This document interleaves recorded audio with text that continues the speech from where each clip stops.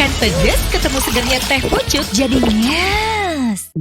Sejumlah tokoh di lingkaran mantan Presiden Abdurrahman Wahid atau Gus Dur mengeluarkan amanat Ciganjur untuk merespons proses pemilu yang sedang berjalan. Amanat Ciganjur dibacakan bersamaan dengan peringatan Haul ke-14 Gus Dur pada Sabtu 16 Desember 2023. Penanda tanganan amanat Ciganjur terdiri atas istri Gus Dur, Sinta Nuriyah Abdurrahman Wahid, mantan Menteri Agama Lukman Hakim Saifuddin, Pastor Romo Beni Susetio, Ketua Umum Persekutuan Gereja-Gereja di Indonesia Gomar Gultom, dan filsuf Karlina Supali. Dalam amanat ini, secara umum mereka mendeklarasikan soal pesan untuk pemilu 2024 dan demokrasi Indonesia. Poin pertama dalam amanat Ciganjur adalah pemilu 2024 harus menjunjung tinggi nilai-nilai kemanusiaan dan dijalankan dengan penghormatan penuh terhadap HAM.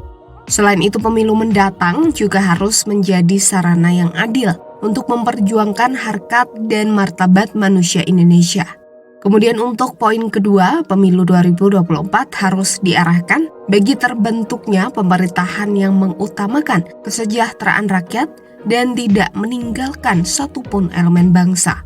Selanjutnya poin ketiga berisi bahwa pemilu 2024 harus dijalankan secara berkeadaban, yakni dengan komitmen penyelenggaraan yang damai, jujur, adil, dan bermartabat.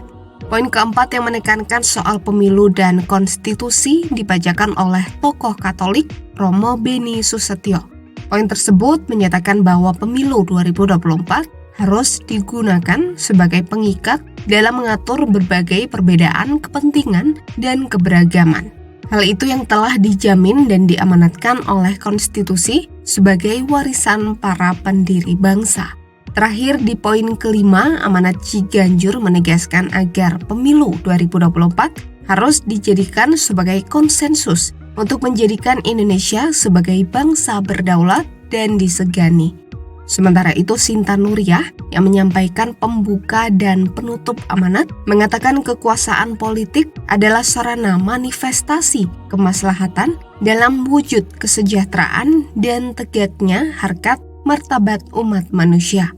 Karena hal ini, kekuasaan perlu diawasi dan dibatasi agar tidak terjebak dalam otoritarianisme yang justru dapat menghancurkan tujuan baik dari kekuasaan itu sendiri. Amanat ini dibuat dengan penuh kesadaran dan pengharapan agar pemilu 2024 dapat menjadi sarana kemaslahatan bangsa dan bukan sekedar lomba berebut kekuasaan semata yang pada akhirnya hanya akan membawa kehancuran bagi bangsa kita. KPU RI telah menetapkan 3 pasangan Capres-Cawapres Pilpres 2024 dan sudah mengundi nomor urut Capres-Cawapres pada 14 November 2023. Hasilnya pasangan Anies Baswedan Mohaimin Iskandar nomor urut 1, Prabowo Subianto Gibran Rakabuming Raka nomor urut 2, dan Ganjar Pranowo Mahfud MD nomor urut 3. KPU juga telah menetapkan masa kampanye mulai 28 November 2023 hingga 10 Februari 2024. Sedangkan 11 hingga 13 Februari 2024 memasuki masa tenang dan 14 Februari 2024 hari pencoblosan atau pemungutan suara.